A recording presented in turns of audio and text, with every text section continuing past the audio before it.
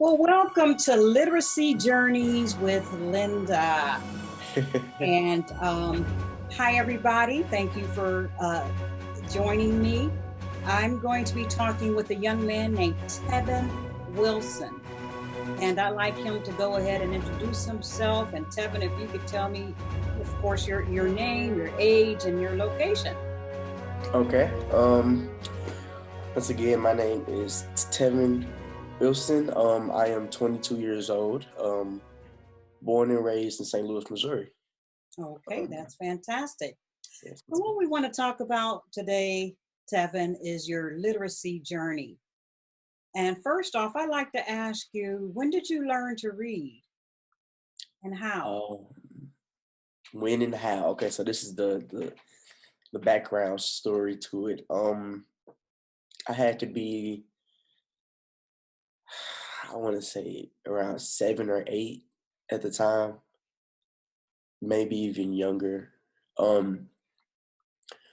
My nana, she lives in LA, so during the summer, my sister and I would leave St. Louis and go to LA and be with her. So we used to play like board games like Monopoly and things like that. So Yeah. At that time I couldn't read. So they had to read the cards off to me. You know, I was trying to buy up all the properties, but I couldn't spell or read them out, you know. I just know that this was the blue one, that was the green one. This was the little train, you know.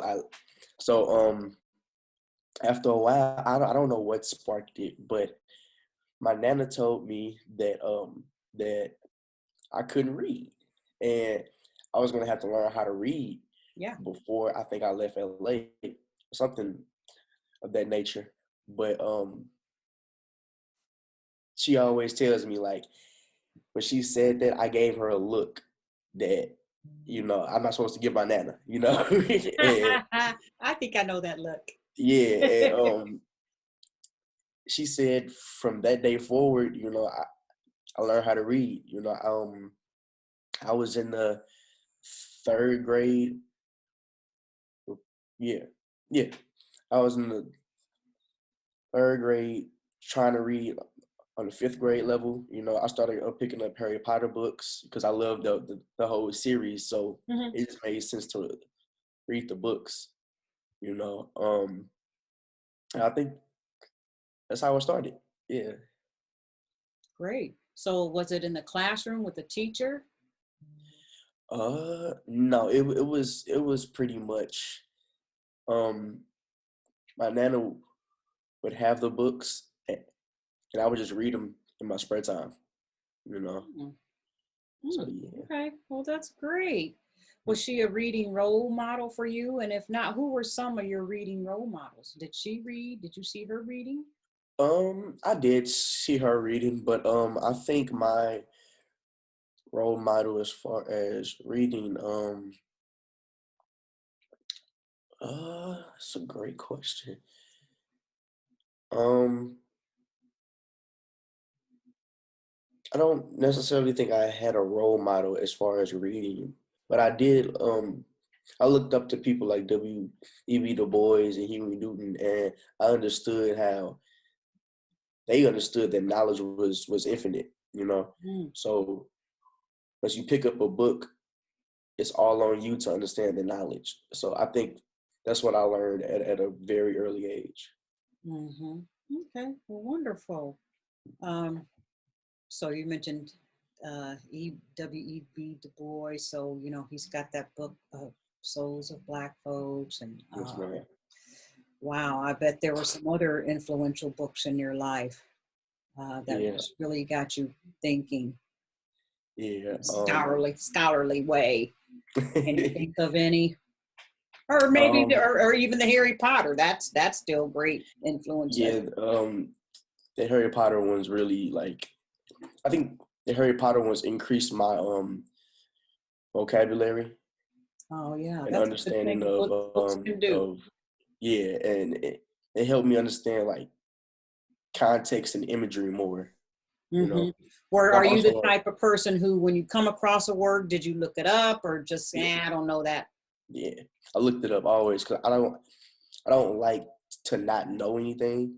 Uh-huh. So if I don't know it yet, I'm gonna Google it or find the dictionary. Oh, great. Well, yeah. So you came across words you didn't know and you looked them Yeah. up. Is that still a habit for you now? Yes, because I'm a college student, political science major, and a lot of the laws or the amendments, they're they're um they're written a certain way. So you have to you have to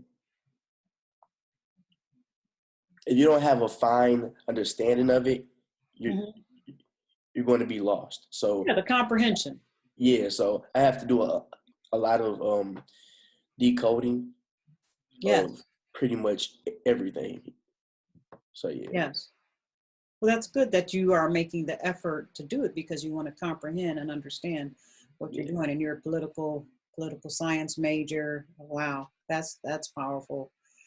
That's a whole nomenclature of word for that field that yeah. you're just, you have to understand what everyone's talking about.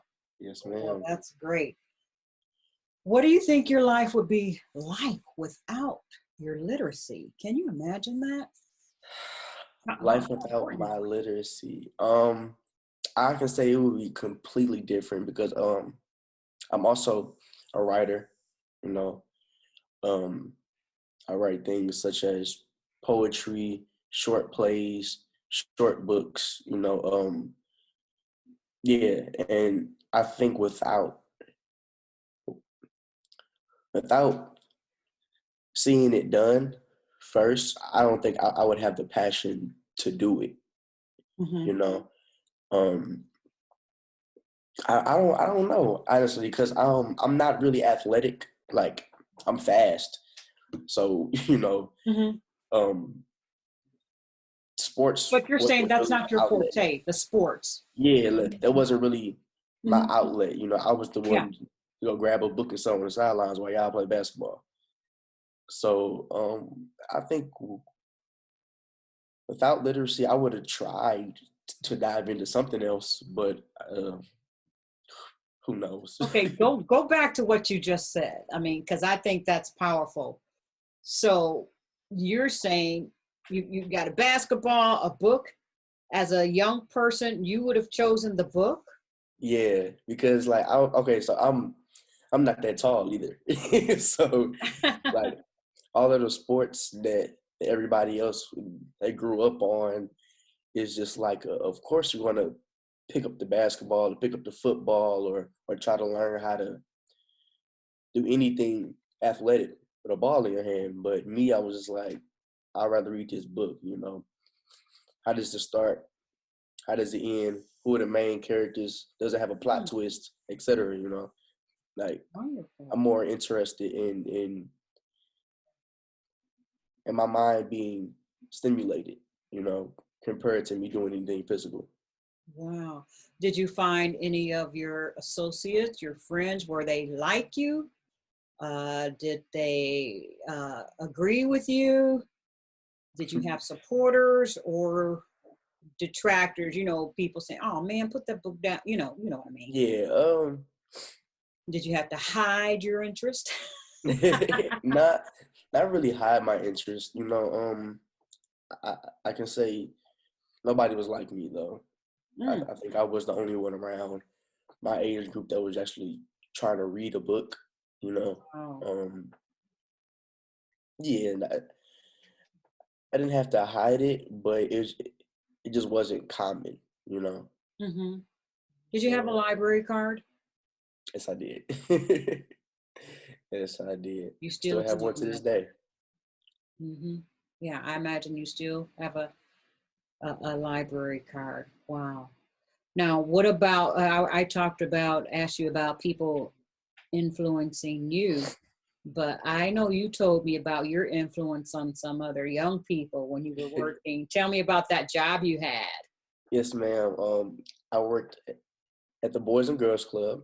I was there for over 3 or 4 years, but there is a time frame called power hour. So power hour is a time frame where the children are supposed to do some kind of activity that's academically inclined. So they're learning while they're playing, but they don't know it.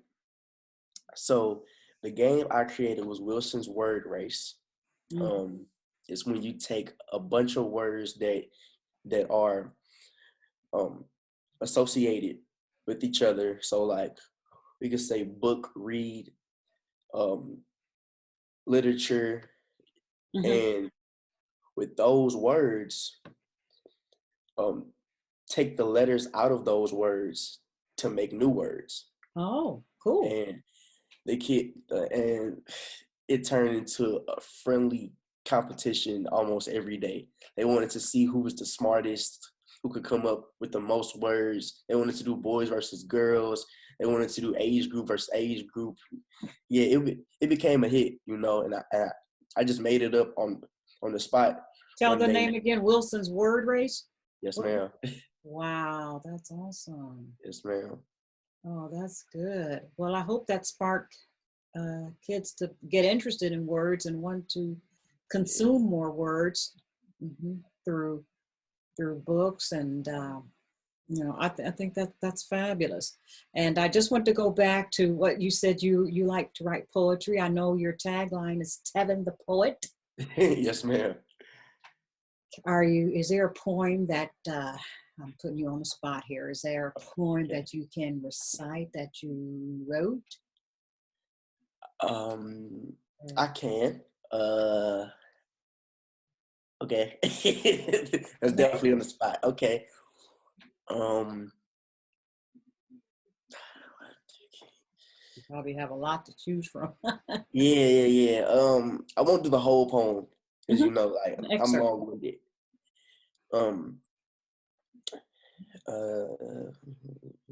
Okay. What happened to you, King? Hold on, wait. Okay, wait a minute. It's like a little bit of profanity in there. Just the heads up, but I think our audience is going to be adults. I'm not going to label this as kids. So yeah. Okay. What happened to you, King? When did you want a bad bitch more than you wanted a queen, yo, King? I'ma keep it real with you. You're moving gas fast, trying to make sure people get an instant gram, but you need to understand there's a bigger picture. There's always more to the story. Yo, King, when did you settle for less than glory? I'm not gonna sugarcoat it. You've been moving bogus. Life don't click for you because you only live in a moment. You gotta think steps ahead of the game. It's chess, not checkers. King, when did you forget that you are your sister's protectors? And not only your sisters, but you're supposed to take up in the village. Grab the little kings and teach them how to be misters. You forgot about chivalry. You jump from woman to woman with no remorse about their misery. You don't act like a king. Let's keep it all the way tall. Pull your pants up when you walk. Pronounce your words when you talk. And you better learn double talk. Please understand, this land that we live on has a slang. Because at the end of the day, the corporations don't care about your gang. And I'm not saying that to discredit you. I'm saying that because it's the truth. You have to change and remove the chains the hood put on you as a youth. We've all been Americanized. The word nigga is in our vocabulary, but king. The word nigga should be secondary, and king. The word bitch should never be necessary. You're supposed to spread love to the black community like it's February. What happened to you, king? Whoa! Oh my goodness. That was fabulous. I'm writing down vocabulary words. I mean, I know them, but I'm thinking about a young person. You said chivalry. You said bonus. Oh, there were some others I wanted to write down. I mean, not bonus. I'm sorry, bogus. Yes, ma'am. Chivalry. Yes, ma'am. Wow, that's fabulous. I'm so proud of you, Tevin. Thank you so much. Thank you. Thank you so much. Any parting words of encouragement to young people like yourself and even younger, especially, you know, young Black men don't see a lot of them carrying books. Of course, I don't know, but Right. how, can you give a parting words of wisdom for young people to become literate? Um, yes, I've always heard this saying, if you want to hide anything from a black person, or specifically a black male, put it in a book. And I can say that that is 100% truth. I've picked up a lot of law books, a lot of just conscious aware books. You will find yourself, your history, your future in books. All you have to do is take the time to pick one up and read it. You know, and if the reading is a struggle, it's when you reach out to people around you, because there's nothing wrong with saying I don't know. There's nothing wrong with it. You have to learn. So I don't know, and I don't know how. yes, ma'am. That was so beautiful. Tevin, Thank you. thank you so much for being with me today. Miss Linda with Literacy Journeys. Your journey is fantastic. And I feel like you're so young now. Wow. I mean, we're talking what, 40, 50 years from now. You may have even written a book yourself, because you said you are a writer. Yeah, And that's the goal. that's just so fantastic. Thank you again for being with me today on No problem. Literacy Journeys.